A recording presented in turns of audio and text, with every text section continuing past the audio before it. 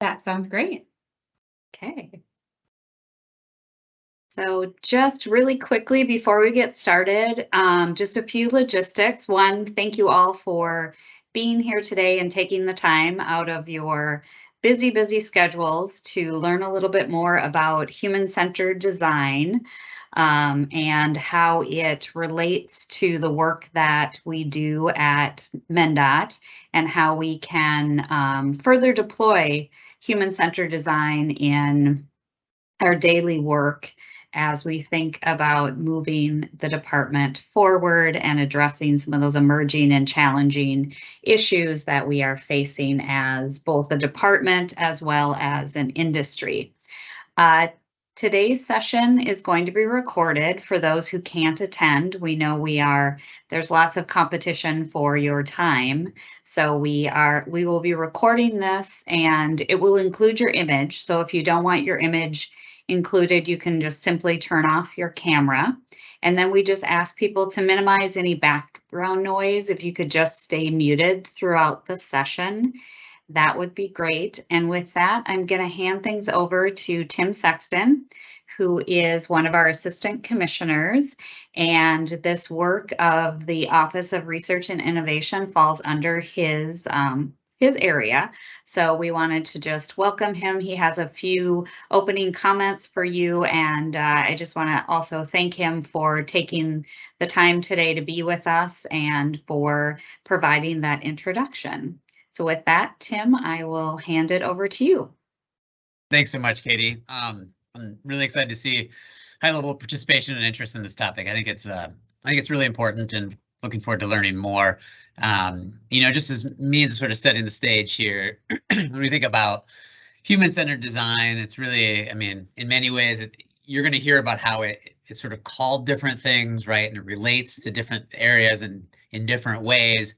But it does seem to really be built on the sort of this E3 mindset that's, empathy, experimentation, and empowerment. And I guess I really like personally how the approach focuses on that human experience while also emphasizing innovation, trying new things, and bringing different perspectives to challenges new and old.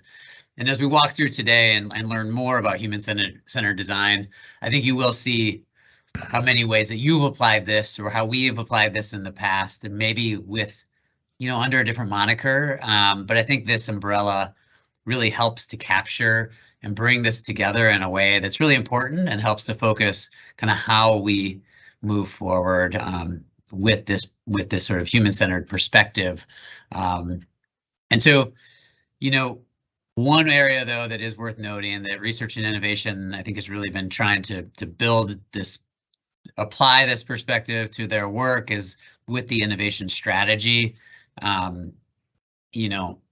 Since around 2020, really to helping solve challenges more effectively and efficiently deliver transportation services. And then they recently released the strategy.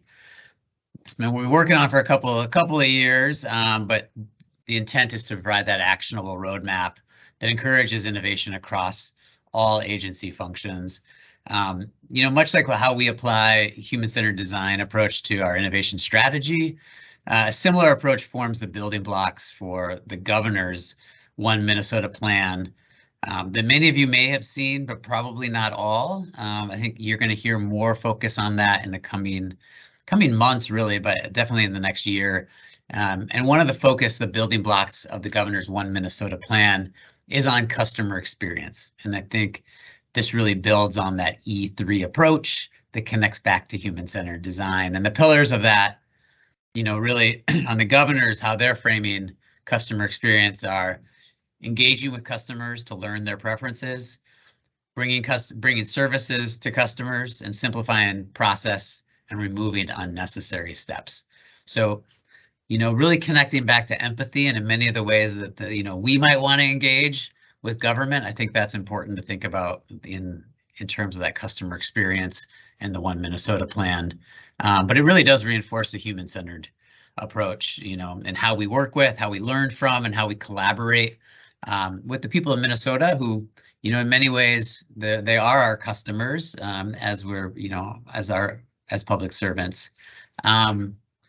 I think just lastly, this human-centered design's direct application of empathy makes it different a little bit from other approaches to problem solving. And by focusing on that human experience and using a diverse set of perspectives and disciplines to generate new ideas, in many ways, it can produce different solutions. And as we apply that innovation approach at the same time, I think, it helps to encourage and make sure that people know it's okay to try new things. They're not always going to be successful, and that's okay.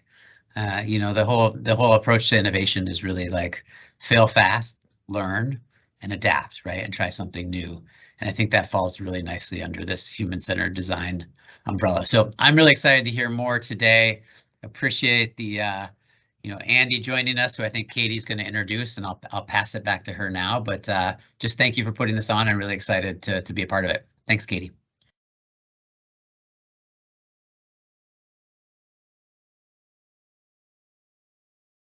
Katie, you're on silent.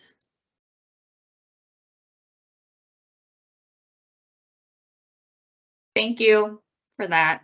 Tim, I was just saying thank you for that overview and the introduction. I think you really connected it well to both the work that's been ongoing in the department, as well as how we may want to connect this with the governor's initiatives and some of his pillars of what he wants us to be doing as part of state government. So with that, I would have the great pleasure of introducing Andy Zimney, who we have been working with in the Office of Research and Innovation for the last couple years, looking at developing our agency-wide innovation strategy. He has been our consultant and just a core part of our team in guiding us through that process. Andy is a principal cultural advisor and strategist at Employee Strategies Incorporated, which is a firm in Minneapolis that partners with leaders focusing on building cultures that work. Over the past 2 decades, Andy has developed a unique resume working as a business and nonprofit leader, chief operating officer, and as a professional stage improviser and performer. So he'll have to let us know where he's performing so some of us could come see him. Andy has led learning seminars, retreats, and strategic planning sessions across the country for organizations from a wide variety of industries to help teams lead meaningful change, clarify priorities, develop more innovative and productive practices, and ultimately deliver outstanding results. We will have some time set aside for questions at the end of the session. You can also feel free to enter them in the chat as we go along. And welcome, Andy, and thank you in advance for guiding us through this today. Absolutely. Thanks, Katie, for the very nice introduction. Thanks, Tim, as well. Good to be with you all today. As Katie said, my name is Andy Zimney, and Katie did a nice job of laying some of the groundwork, Katie and Tim, on why we're having this conversation here. I believe my slides should be on the screen. If not, somebody chime in or throw in the chat box here. But as you all know here, we're here today to talk about human-centered design. And there's really a couple levels to this conversation that we're having. One is a very practical conversation around how do we innovate effectively, and what's a methodology we can use to innovate effectively. And this human-centered design, and I'll tell you a little bit about the sort of history of this methodology here in just a bit, is a very practical, accessible methodology for innovation. At the same time, as Katie mentioned earlier at Employee Strategies, the main thrust of all our work ultimately always revolves around culture. How do we develop a culture that works? And often we're partnering with leaders like yourselves to have conversations and build in strategies around how can we build in a more innovative culture, because the world is changing faster than ever before. The solutions that seemed really practical and useful 10 years ago, or even 5 years ago, or even a year ago, may not be as relevant today. So we need to keep adapting, keep innovating, et cetera, et cetera, et cetera. And it's one thing to have methodologies. It's another thing to have a culture that really supports those methodologies. I'm sure we've all had the experience of picking up some great insights, some great tools, some great approaches, and bringing them back to whatever workplace we might be at MnDOT or somewhere else in our past, and them not having quite the impact that we'd like. And often that's a signal that there's something out of alignment with the values and the behaviors of that culture with that methodology. So my hope is, along with the practice here, you can take some insights from the day around, okay, how do we continue to evolve the broader culture at MnDOT? We've spent a lot of time over the last couple of years with Katie and her team. I know I saw in the attendee list here some folks who are part of the Innovation TAP group that helped advise that. And really, we're having a broad conversation about the culture in MnDOT and how do we continue to make it as effective and innovative as possible. So a couple layers here, thinking about both culture and method. Specifically, the method that we're discussing today is human-centered design. Human-centered design. Now, human-centered design shows up all over the place. It can be really traced back to this gentleman, David Kelly. He's one of the most influential thinkers and developers of human-centered design. He's one of the founders of IDEO, which some of you might be familiar with. They're a design firm that he helped found back in 1978, actually. He's also one of the founders of the D School, the design school at Stanford, which has trained all sorts of leaders in this methodology. He's got a background actually in electrical engineering. That's where he started, was in a pretty traditional engineering job, and found that he wanted to get a little more creative in his work and expand how he applied some of those insights in his work. He was at Boeing, and then again, he founded IDEO in 1978. If you've not seen David Kelly before, if you're not familiar with him, you're certainly familiar with a lot of his innovations. He was a great contributor to things we take for granted now, like the mouse. He was good friends with Steve Jobs. He was one of the main innovators and sort of visionaries, helped contribute to the iPad. And if any of you have been on a plane recently or getting on a plane, like my family and I are Saturday morning to go on spring break, you can thank David Kelly for that little light up occupied sign outside the bathrooms on the planes. So he's been part of these big technical innovations like the iPad, the iPhone, and also real simple light up signs to let us know it's not worth getting out of our seat right now because somebody's already in the plane bathroom.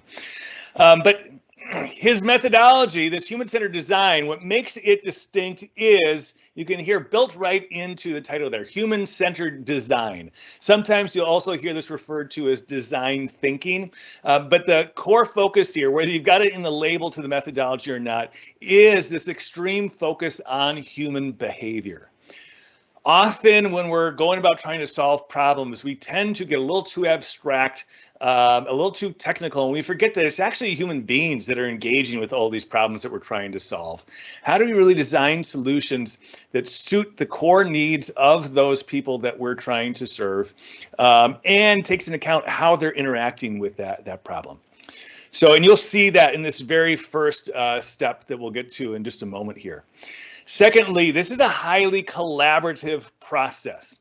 It's certainly a methodology that you can use on your own independently, but it really takes a whole nother life and a whole nother level to it when it's used with a group collaboratively, building off of each other, having good conversation, stacking your ideas on top of each other. You'll see that show up as we walk through the methodology here as well. And then lastly, its intention is to be multidisciplinary. So if you go visit IDEO, or if you go online, you can actually pull up YouTube videos. There's been lots of stories on IDEO and their work in the past.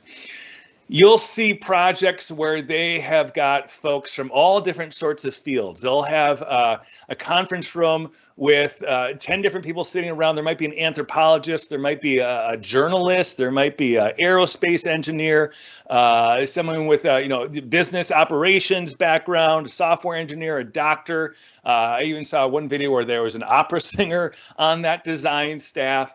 The idea here is to bring lots of different diverse perspectives together and then really use that diversity on that team effectively, so that we're all not just coming up with the same ideas, the same approaches, but leveraging all those different distinct points of view. Now, before we get into the practice itself and the methodology, I do want to warn you, this is intended to be a very interactive session. We'll keep most of the interaction in the chat box. But as I just described, this is human focused, this is collaborative, this is multidisciplinary.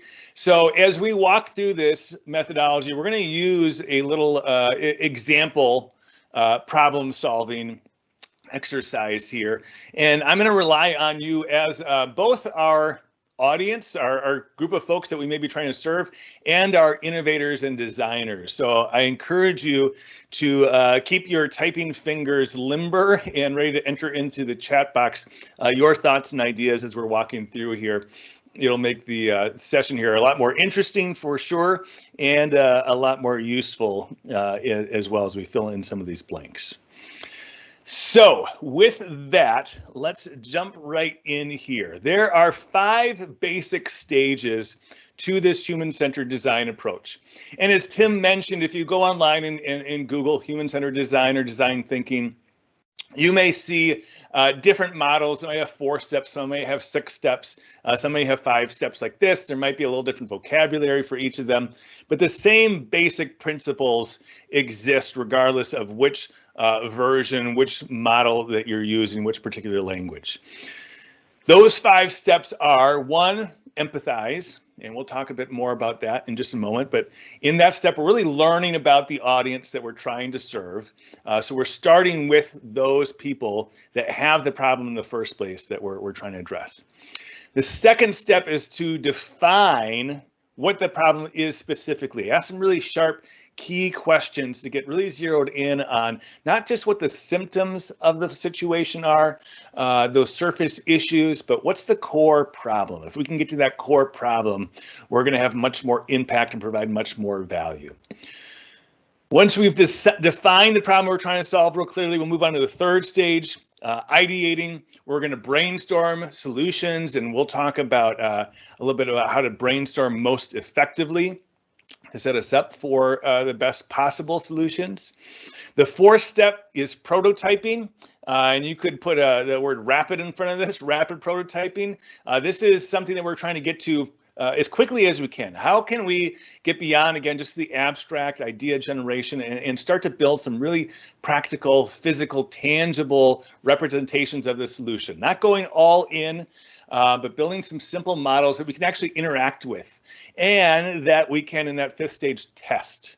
So we test those ideas, again, before we invest too much time, too much resources. Let's get some prototypes out there that we can test so that we can learn from those again. And ultimately, you can imagine getting back to that empathy stage, observing, okay, how are our test subjects, how are our users, those people, that audience we're trying to serve, interacting with this little prototype solution? What can we learn from that so that we can continue to refine and make this solution even more effective?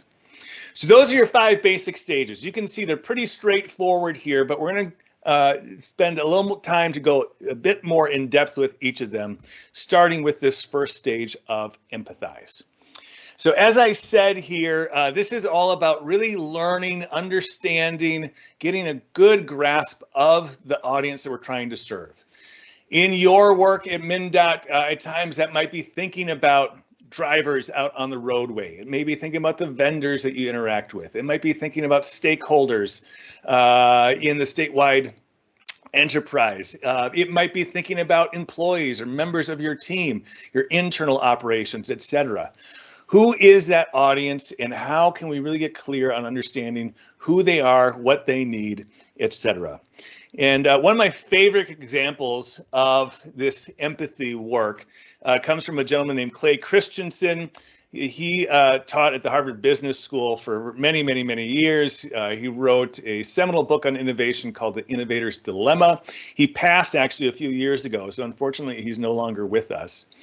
But he tells this really great story about getting a call from a fast food chain, the leaders at a fast food chain who were very frustrated because they were hoping to sell more milkshakes.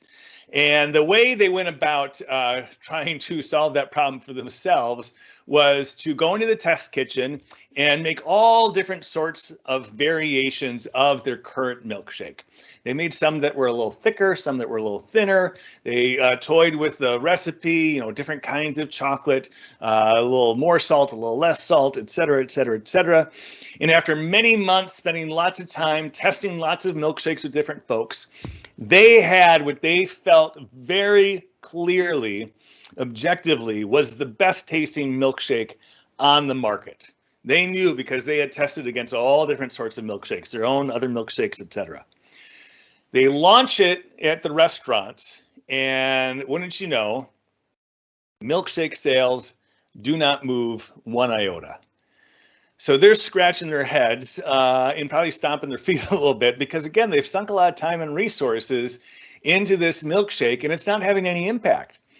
So they call Clay and his team up and they say, hey, Clay, can you help us figure this out? Here's what we've done. It's not working. And Clay says, sure. So he and a couple members from his team set out, and instead of going to the headquarters where the test kitchen is, they head to one of the restaurants. And they just go and sit in one of the booths, and they're just there to observe the customers, watch their behavior, what's happening here. And they notice some things very early on in their observations as they're trying to learn about these customers. They learn that, to their surprise, most of these milkshakes that folks are buying, they're actually buying before 8 a.m. They're buying them in the morning. They're not buying them in the afternoon or the evening. Certainly some are, but the majority, they're buying in the morning. They also notice that the majority of those milkshakes are being sold through the drive-through window. And then they also notice this strange pattern, this theme, that the majority of purchasers of these milkshakes buying them through the drive-through window happen to be solo drivers. So again, they're sort of scratching their heads going, this is not what we expected to see. So they decide to get up out of the booth and they walk out of the restaurant and they go stand at the end of the drive-through lane. And anybody who orders a milkshake, they wave over, and the folks who aren't too creeped out by these couple guys standing at the end of the milkshake line, wave them over. They have some conversation with them. And they're just asking them questions. Now, the question on Clay's mind as he's going into these conversations is, what are these customers hiring this milkshake to do? Which seems like sort of an odd twist on that question, right? Instead of asking, why did you buy this milkshake? He's thinking through this process. What are they hiring this milkshake to do? Anytime we buy something, anytime we invest in something, we're really hiring that thing to do something for us. So for example, if we go out and we buy a brand new TV, we might be hiring that TV to give us a better image of the football game on the weekend. We might be hiring that TV to impress all our friends because it's this 80-inch monster. We might be hiring that TV just to fill in the blank space in the family room. That's just this big empty wall. We don't actually watch TV all that much, but it seems like what we should have over in that corner. So they're going through the same sort of thought process. What are they hiring this milkshake to do? And what they learn from their questions and their conversations with these users is that the majority of these users have long solo commutes to work. They've got one hand on the steering wheel and the other hand has nothing to do. And they want something to keep that hand busy. It's really not more complicated than that. They tried hiring other things to do that job. They'd tried hiring a cup of coffee, but that cup of coffee was too hot for the first 15 minutes. They couldn't touch it. They couldn't drink it. So it didn't do that job very well. They tried one day hiring a donut, but that they chowed down in less than 60 seconds. And then they just had the whole rest of their drive with crumbs on their shirt and nothing to do. But this milkshake did a very particular function, right? It kept them busy. They could start eating it right away, but they couldn't eat it too fast. It kind of took them all the way through their drive to work. It had a little bit of heft to it, so they weren't rushing out for another snack an hour after they get to the office. It did that job pretty well. So when Clay and his team brought that back to the leaders at the restaurant, they realized, oh, This is not about a better tasting milkshake, right? That's not really what our customers are looking for. They're looking for something else. What are some other things that we can offer to do that job? If they like these milkshakes, maybe if we offered more smoothies or frozen coffees, different varieties, maybe some healthier options to expand on that need. That's what really changed the situation for them. They were focused on their own problem, which was we want to sell more. We think we can sell more milkshakes, when the real issue there was getting clear on what do our customers need? What do those people we're trying to serve need? So that's what this first stage of empathy is all about. And we can do it through our imagination, maybe through our own experience. It's even better when we can really get in conversation, in dialogue, or just observing our actual users.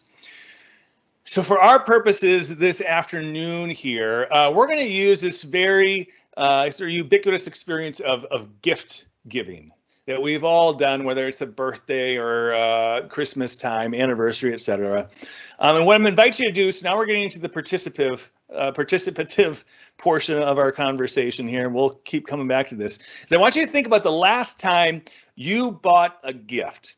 And I invite you in the chat box here. I'm just going to ask you some questions, kind of get a sense of where folks are at. Do you tend to shop early or last minute? Tell us a bit about how you tend to do your gift buying. Drop it in the chat box. What's your sort of timing here? All right, so Aaron says early. Oh, wow, look at all these planners. Excellent. Oh, we got at least one last minute in there, a couple last minutes. Ooh, Angie said I buy when I see it. That's interesting, right? Maybe a little more of an opportunity-driven buyer. Somewhere in between. Cole says I don't buy gifts. Good for you. About average. So we've got a spread here, but it seems like maybe the broader theme, the thrust is that folks tend to like buying early. Let's go with that for now as sort of our lead insight. Some other questions here. What was the very first thing you did in that process? So if you know you've got an event coming up that requires a gift, tell me what's the very first thing you do when you're embarking on that gift giving process? A little more abstract question here. Michelle says, look at the gift registry. Sure. Yep. Yeah, Barb says, think about the need. Determine the gift and where to go. Oh yeah, Katie says, look at the Amazon suggestions, right? You know, that at Christmas time, especially when I'm shopping for my nieces and nephews. It's been a while since I've had toddlers, so I'm looking at Amazon's recommendations for toddler gifts. Think about how many brownie points I need. Good. Reflect on what the person has and what they need. Good. Usefulness on sale. So we're seeing a range of different things here. These are all useful. Sometimes we'll see this kind of strong trend, like we saw those early. Other times we see, okay, no, there's a few different starting places that folks are coming at this process from. Sometimes they're really thinking about the person. Sometimes for some folks, they're thinking about convenience. I'm going to go to Amazon list, or I'm going to really think about the need. If it's a wedding, think about the registry. So we may recognize there are a few different entry points for folks. What was your favorite part of the gift buying process? Let's hear some of your responses to this. And I'm sure for some of you, there may not be a favorite part of the gift giving process. Some folks love buying gifts. Some folks hate it.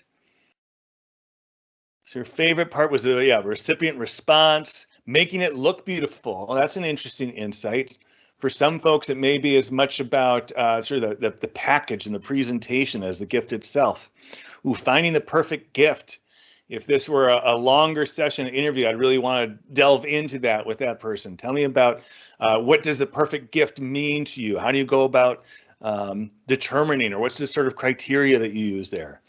For someone else, like finding a great deal on the gift so that sort of treasure hunting expedition. Again, you can see lots of different needs here.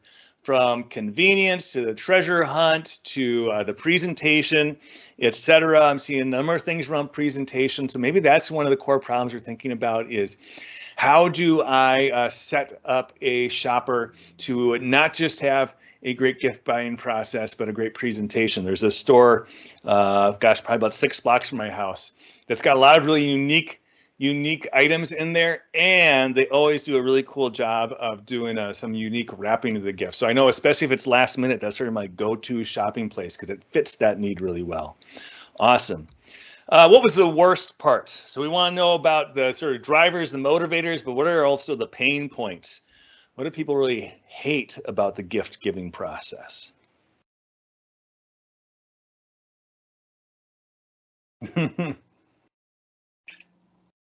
Yeah, waiting in line, the time it takes to shop, obligation, shopping, mall shopping, paying for it. People may already have that gift, yep. Looking around for the right thing, picking the item, not knowing if it's the right fit or not, etc., etc. Yeah, places that have a gift having it out of stock. So again, you can see a lot of different variations here. Again, with more time, we could cut and sort all these, see some of the bigger trends, but we're getting a lot of different insights about how folks go about the process. It seems there's a theme here around just sort of the inconvenience of going to the mall and having to shop around, the time it takes. So as we're thinking about if we were tasked with designing a better gift giving process, we can think about, okay, what are all the ways we can make things more efficient, etc. And then lastly, and maybe this is a spin on our last question here, but what do you wish was easier about the gift giving process?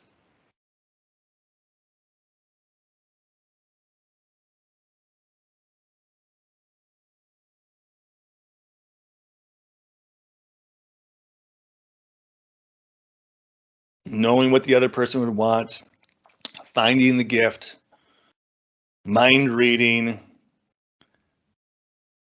Yeah, finding the right thing, knowing exactly what they want. Somebody said earlier, doubling up, etc., etc. Awesome. So we've drummed up lots of different needs, lots of different things, and now hopefully, as we go through this process, we've got a little clearer picture again of the human beings, because we've done this empathy work in getting clear about what they need out of this sort of process. What are some of the core needs? What are some of the wants, etc. So that's what this first step in the process of human-centered design is all about. We can do this through focus groups. We can do this through interviews. We can do this through, like Clay and his team is going out, sitting and observing. We can do research. Depending on the project that we're doing, maybe we can pull up data.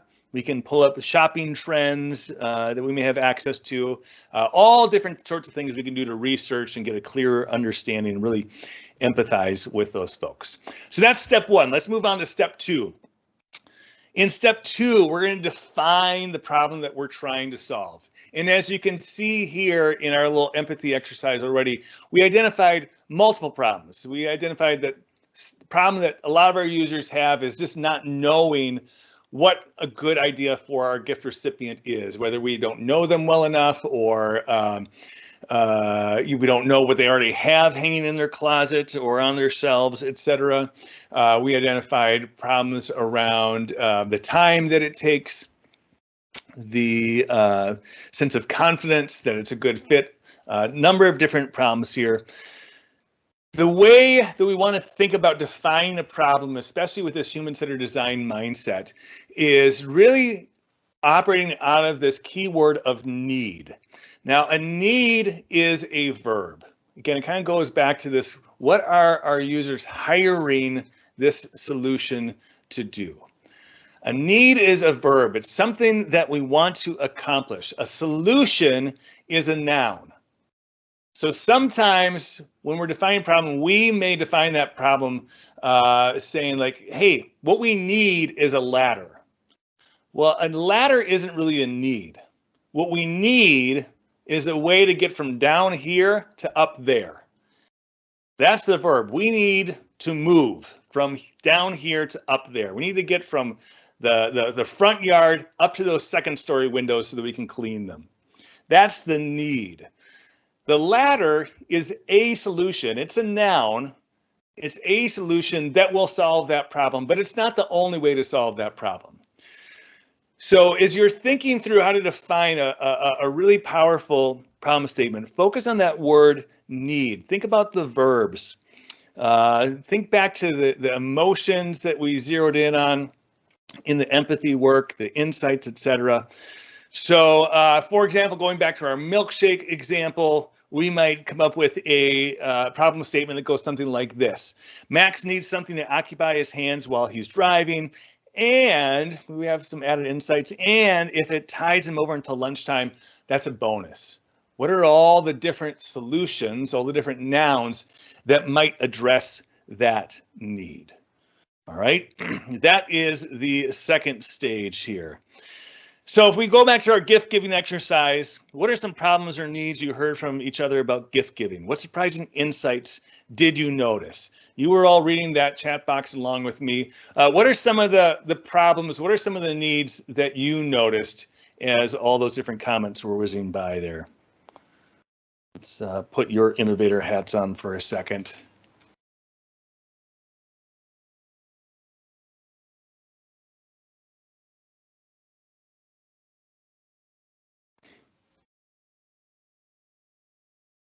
Yeah, so Carol says, I need to know what the recipient wants. That's one of the needs that our shoppers have. What else? Ooh, great. Carrie says, yeah, I have a need for socially conscious purchasing. I need to make them happy. I need time. Yeah, yep.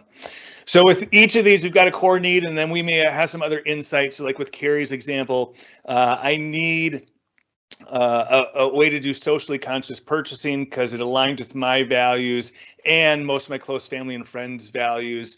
And socially conscious means to me, et cetera, et cetera. So we're going to build on a nice detailed problem statement with some key insights.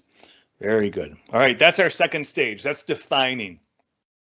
Oftentimes, and I'm sure you've experienced this, that defining stage gets skipped over. We just rush right to solutions, and we realize we're not even really clear about the problem that we're trying to solve. So it's always good to kind of come back and say, okay, what's that problem that I'm trying to solve here? Let's make sure that these solutions are addressing some need, and again, not just some symptoms, but a real root cause to that problem or set of problems.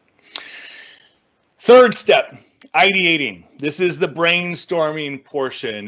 This is where we try to fill up the whiteboard with as many different ideas as you can. And you can imagine in an organization like IDEO, when they have an opera singer and an engineer and a COO, et cetera, all sitting next to each other, the variety of ideas that may come up on that list.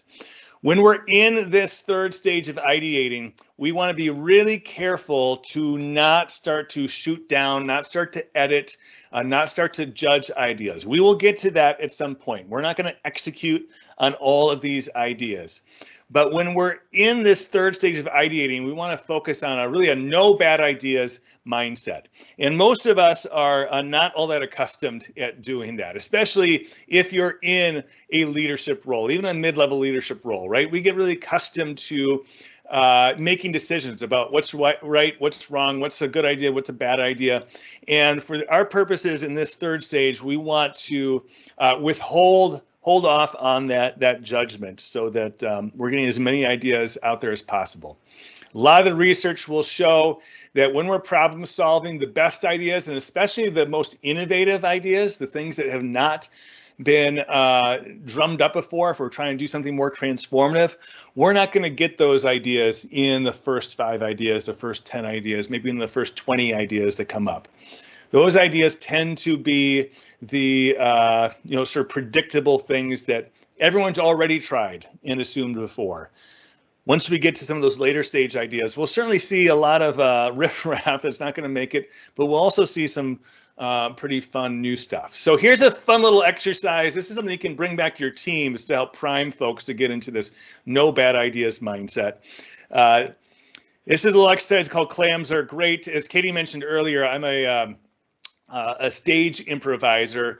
So I love a lot of the exercises that we do in the world of improv. This is an exercise I learned from some of the folks over at Brave New Workshop. It's one that they use in some of their workshops. I do most of my performing at Comedy Sports in Minneapolis as well. If any of you have taken any improv classes, you've probably done some exercises like this. But this prompt here is goes like this. We say clams are great because, and then we're just going to start throwing out all the different reasons that clams are great. Now, here is the important caveat to this exercise. Your responses to this prompt do not need to be accurate nor true. So we might say clams are great because they're delicious. Clams are great because they're nutritious. Clams are great because they're good at politics. Clams are great because they have fine social demeanors, whatever you might say. So let's try this out with this fun little prompt here. Clams are great because, what are all your reasons, whether they're true or not, that you would say clams are great? Oh yeah, Deborah says because they're great breaded and fried. I agree. Because they live in the water. Because they have protein. Because they're rocks with food inside. Yes, they're great listeners. They're always smiling. Yes. They don't trash talk about others. Oh, they're quiet. Yes. They're not going to interrupt us in the middle of our conversations. They have beards. Excellent. They make sand beautiful. You can paint the shells. I love it. They make for great digging tools for kids, et cetera, et cetera. Very good. So as I say, this is one of my favorite sort of priming exercises for this. Folks always come up with some great ideas. Oh, because I don't take my seat on the bus with a bag full of groceries. Good way to kind of let folks let go of that habit of editing, of judging. Again, this is as easy to do when we're talking about silly reasons clams are great. I encourage you to apply the same sense of play, the same sense of fun, the same sense of silliness when you're trying to solve some of your more serious problems. Yes, you'll get some laugh lines up on the whiteboard, but you'll also get some new, out of the blue, different ways of thinking about how to solve problems.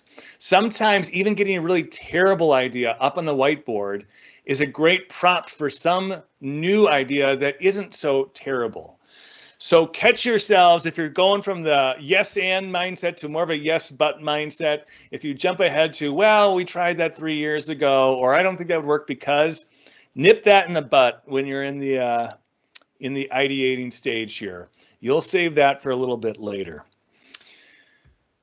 So if we go back to our gift giving exercise, let's spend just a minute here doing some brainstorming. Again, good, bad, otherwise, we're saying that clams are great mindset. What ideas do you have for how we might solve our problem? Let's say our problem is, what are your ideas for how we can really have some confidence about what our gift receiver wants? What are some of your ideas there about how we can address that need to have confidence that we know what our gift receiver wants? Give me some ideas here.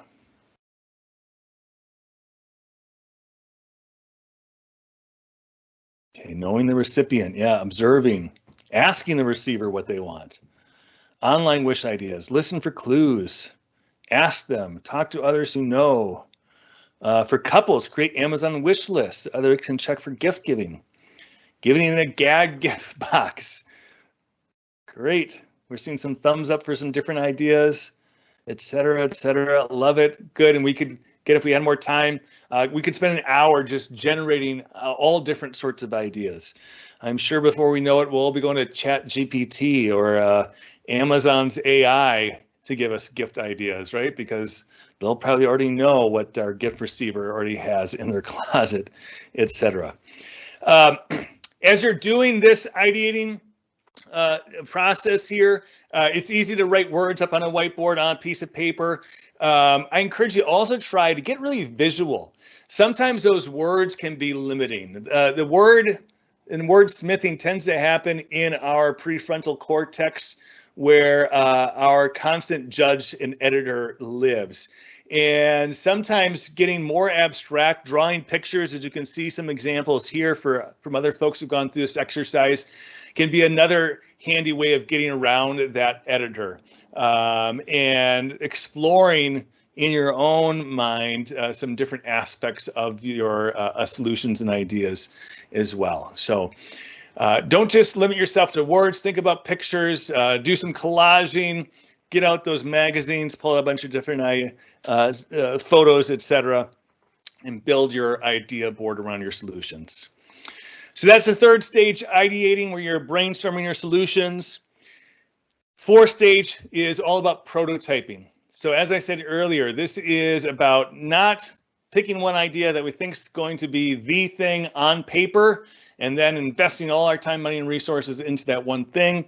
This is about finding ways to build a really quick, cheap, dirty prototype that we can interact with a bit more, that we can test out and get some more insights from.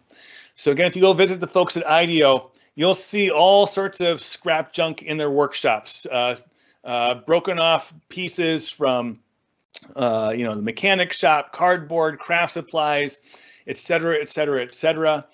It gets us into the three-dimensional world, and it gets us into a realm where we can interact and we can put some of these prototypes in front of users. If you're building a website, right, we don't need to have all the design done. We don't need to have all the fonts and colors picked out. We can get to some of the basic mechanics put together and have some users test around. Can they navigate it effectively? Do they know where to find the information? Do they get stuck and burnt out and just move on to a different site? You can see some of our gift giving prototypes here. Cardboard is the lead medium for most folks here. I think some of these photos were probably taken from a while ago, but we've got a smartwatch, an Apple Watch kind of looking thing there down the bottom that maybe shows us some recommendations.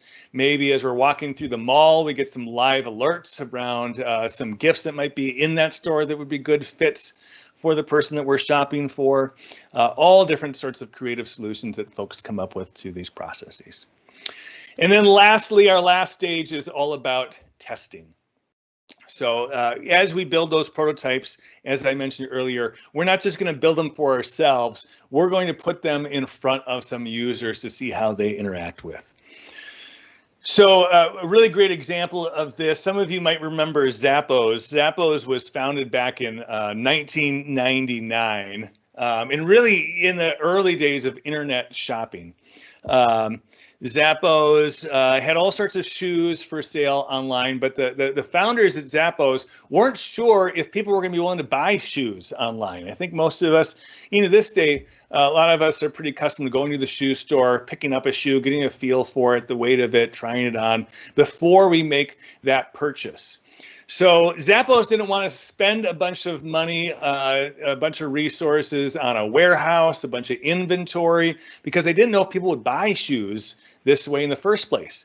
So instead, the founder of Zappos built a website out, and he lived a few blocks from a shoe store. He actually went to the shoe store and just took pictures of the shoes on the shelves there at the shoe store, and all he put on the website were just the pictures. And in those early days of Zappos, if somebody bought a shoe from their website, he would actually have to leave his apartment, walk down the shoe store, buy the shoe there at the shoe store, and then he would wrap it up and package it and ship it to that customer. He wasn't making any money at that time, but he was affirming what worked and what didn't work about this prototype that he built. And ultimately, of course, he showed that there were enough users out there, there were enough customers who would buy shoes online, especially if he had good return policies, et cetera, et cetera. In 1999, he founded the store. I think it was less than 10 years later, he sold it to Amazon for $1.2 billion. So having those early tests can have some great fruition, right, as we kneel our ways towards these great solutions. So those are your 5 stages, I'm sorry, of the human-centered design process. Empathizing, we're really learning about our audience. From those insights, we're defining some key needs, some key problems that we're going to ideate around. We're going to brainstorm. We're going to get creative. We're going to put our improviser hats on. We're going to take maybe just one of those ideas or a few of those ideas to build some down and dirty, cheap prototypes around. We're going to test those with some of our users, ideally, and then we're going to get some more insights, some more empathy insights. We may go back and define a new problem that we want to address. We may build some new prototypes, etc. So there's a linear methodology here, but ultimately you can see that these are 5 key mindsets, 5 key behaviors that, as I said at the beginning of our session, fill out this 5-step process, but also become key behaviors in the culture of an innovative organization. Human-centered design, I know, is something that MnDOT's been using with much more frequency here over the last few years. The innovation team has facilitated some design sessions around this, and you can see some of the responses and reviews, essentially, of that process from some of those participants. So I know there's already a lot of fans at MnDOT of this process, and folks who've had some real practical lived experience of the benefits of approaching problem solving through this methodology. So with that, that's your 45-minute crash course or so on human-centered design.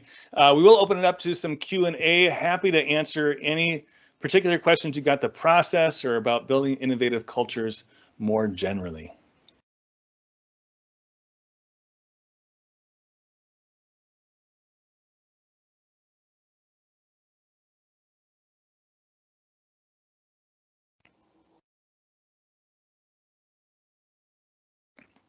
Andy, I have a question. Yes. Could you share from your experience an example of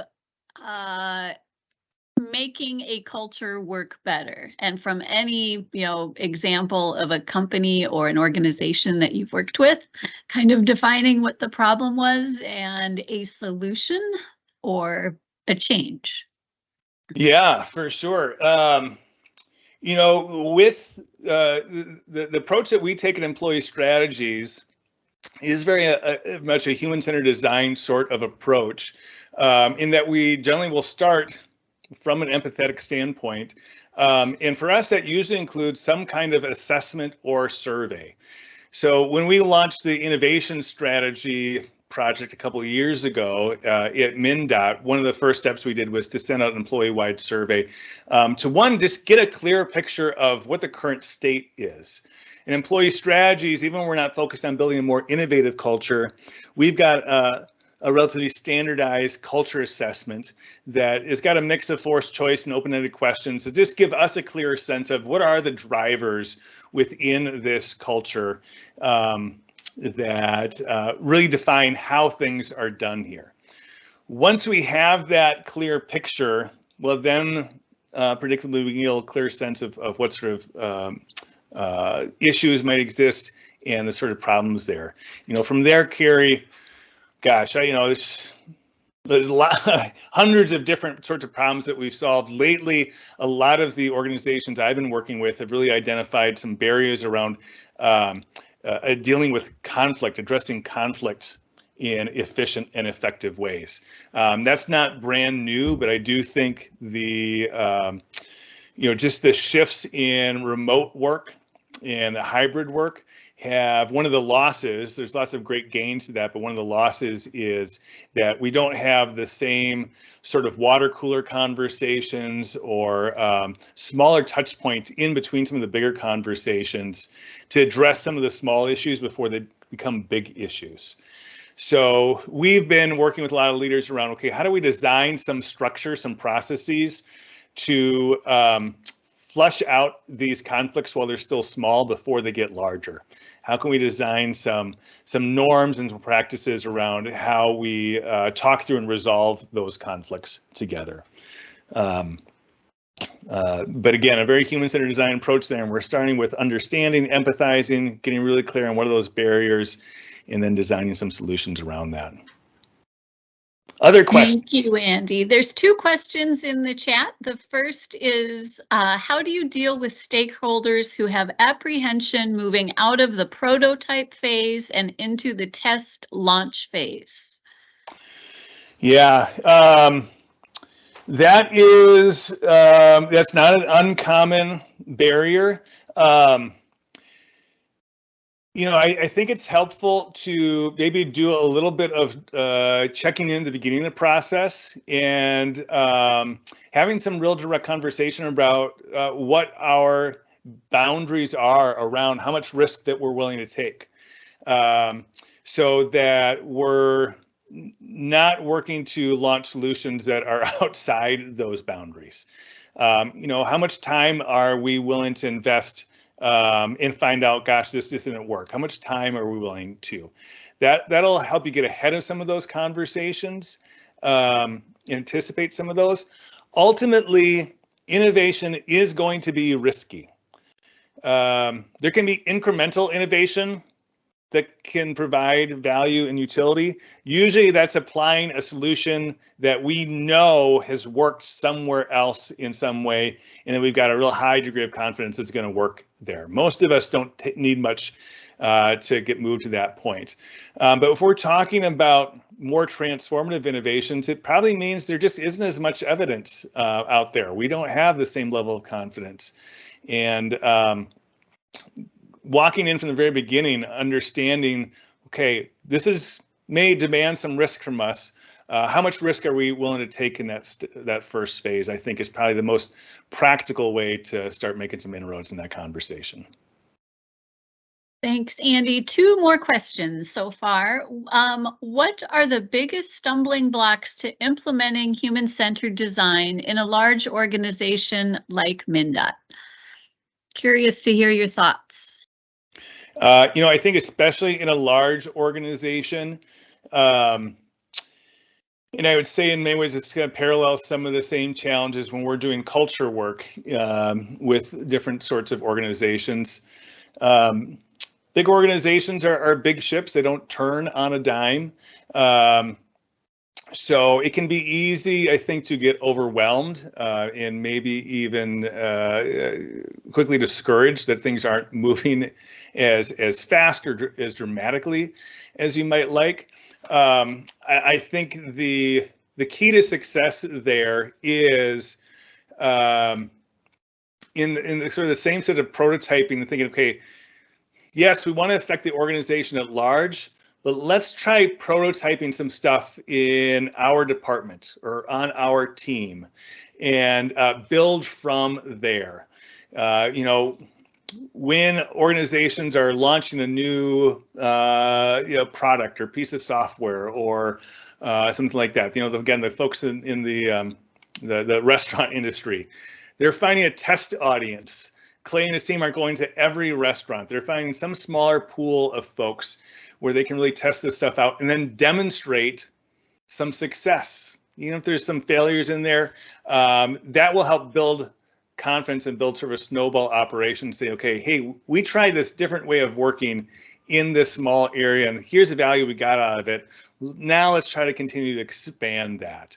So not biting off too big a mouthful early on and designing some smaller contained experiments, I think is really the key there. And we have one last question in the chat asking about in ideation. Do you cover the discovery by layering with a collaborative ideation of that initial ideation once the initial mining is complete? I'm not sure if I understand that question quite right. If you, yeah, could you say it one more time, Carrie? Sure. In ideation, do you cover the discovery by layering with a collaborative ideation of the ideation once initial mining is complete?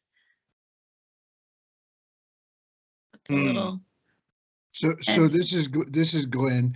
Yeah. Thanks, Glenn. Once you've done ideation, there are some times when it's important to go back through the ideation and make it more collaborative, in which case you really get kind of an interactive discovery.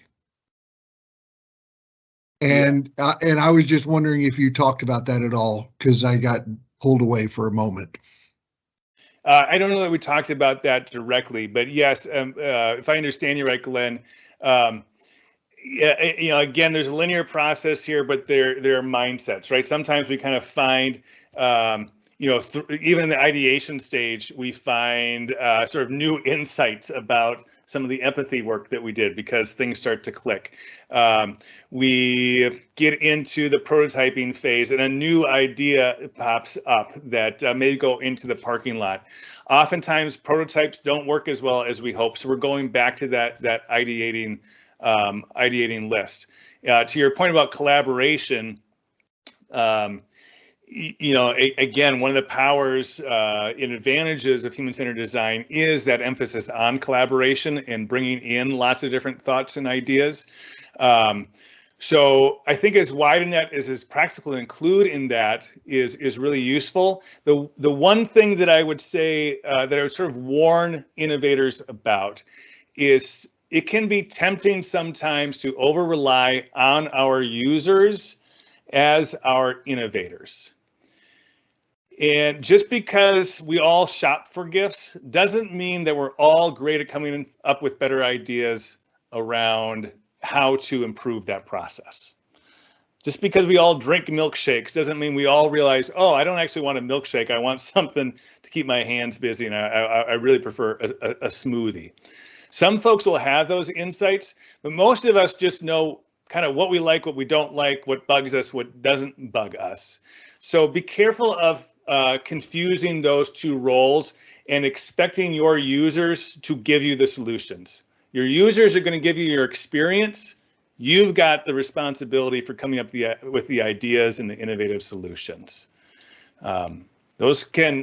We can play both roles, but they're separate roles. Be mindful of that as you're going through this process.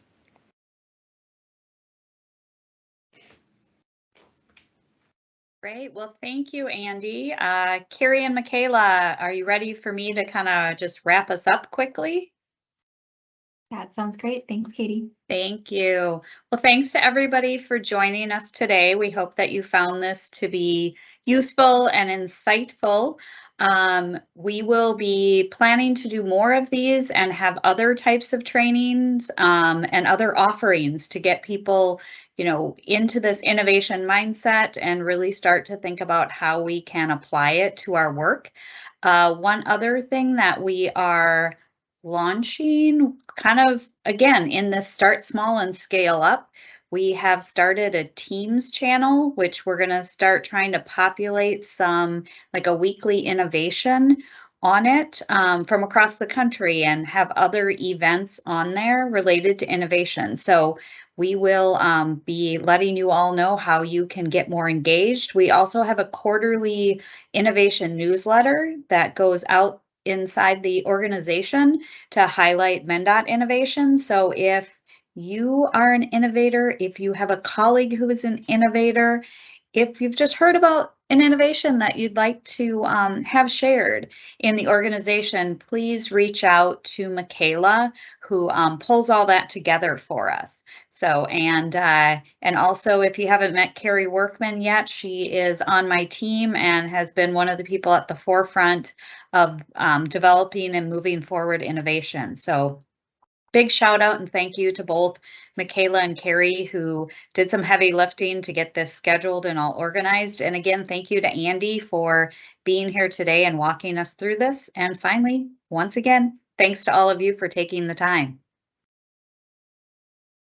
Thanks, everybody. It was great to be with you. Have a great rest of your week. Thank you. Thank you.